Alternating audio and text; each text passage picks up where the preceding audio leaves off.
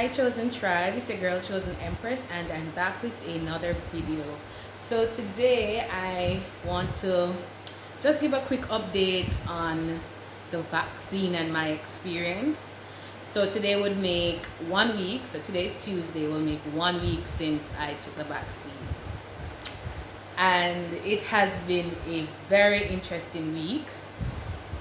Alright, so let me just, I promised that I would have been transparent and honest, so hence this video. So I'm trying to stick to my promises, y'all. So I took the vaccine last week Tuesday. 6 hours. So you all heard in the video she said I needed to get Panadol and blah blah blah. I take 2 Panadol every 6 hours. You know, that's what normally nurses say or doctors say after a vaccine or after injection. But sometimes it don't really work that way, and I'm not a pill person, but when I was leaving the hospital on my way home, you know, the area was pretty sore, so I decided that I'm gonna get the Panadol. No, I'm not driving, as I probably would have explained in my last video, because my car is at the mechanic. Now, I'm going to tell you guys a story about what happened. I'm going to give a live update on, you know, really how my 2020 went and the reason why I kind of MIA on this channel and just about everything that was going on. That's going to give you guys a summary.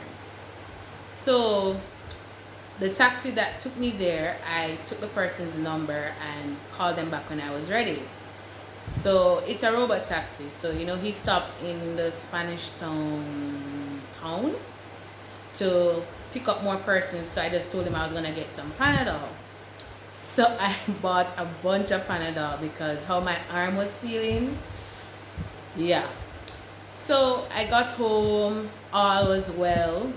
6 hours post-vaccine, I had a slight headache. So that was about 6 p.m. I had a slight headache. The area was very swollen and tough, and I started having slight joint pain, but I was okay. That was it. So that was 6 p.m. I had something to eat, and I said I was gonna turn in early because based on everyone that I know that took it before, everybody had some form of sign, some form of reaction, or everybody had their own experience. So I said, you know what, let me go to bed early. I kid you not. So I went to bed about 10 p.m. That's very, very, very early for me. So yeah, I went to bed about 10. In the bed, could not sleep. Now, one of my coworkers, she had warned me that that was one of her side effects, that she couldn't sleep. So no matter how early or no matter what time she goes into the bed, she doesn't sleep until about 5, 6 in the morning. So there I am laying down at 10. About midnight, I started feeling some pains. It's like I had a sudden rush of chills, which I was told of that. Then I was burning up. I had a high fever. I had chills. My whole arm felt like it was just dropping off. I had joint pains. I had pains here, pains just all over. And then the headache, I had a massive headache just rush in, and then I couldn't sleep.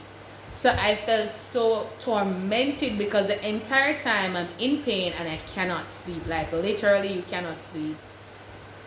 People, I was going through the Panadol like candy. And then the Panadol wasn't working. So I didn't fall asleep until about 5:40 something Wednesday morning. Okay, fell asleep Wednesday morning. Now I programmed myself to get up early because I work from home, so work starts at 8:30. So I programmed myself to get up like 7:30, 8. 8 o'clock I was up.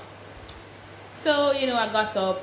Usually I do my devotion right there with my phone and stuff. So, yeah, is that I was still in the same position. So I didn't actually get up to, you know, check if I was okay to move up and down. So I did my little devotion now.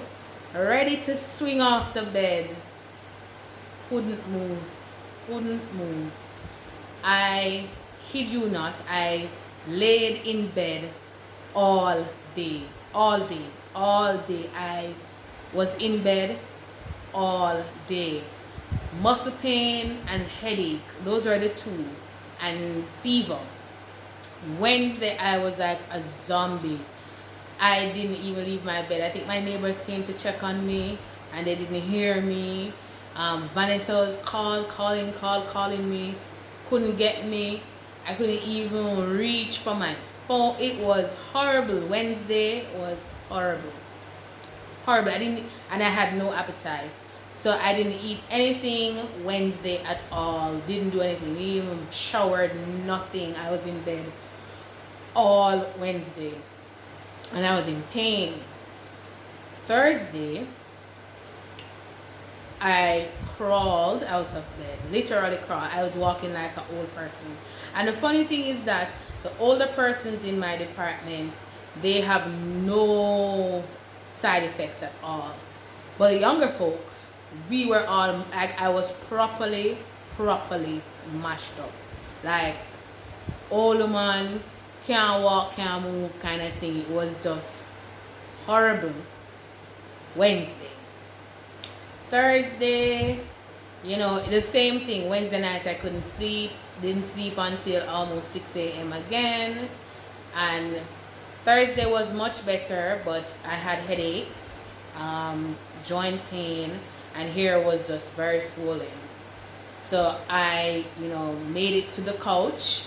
And I said, you know, it's near to the window here, so if my neighbor comes to check on me, he will know that I am alive, or I have, you know, or something. So I crawled here. I didn't have any appetite, so I didn't eat anything on Thursday either. It wasn't until Friday that I kind of started feeling like myself. You know, I got up and couldn't sleep, so that was still there. I couldn't sleep, but when I got up, it was the joint pain wasn't as bad. The headache had subsided, and what else? I had like a little on and off fever between Wednesday and Thursday, but Friday I was all good.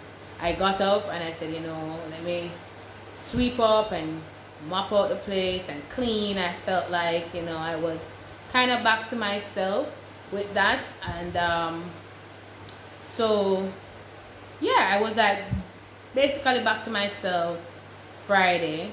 And then Saturday I was much better on Saturday. I think I finally ate something Friday, but I couldn't eat a lot. And then Saturday my appetite kind of came back, and then Sunday I was good to go.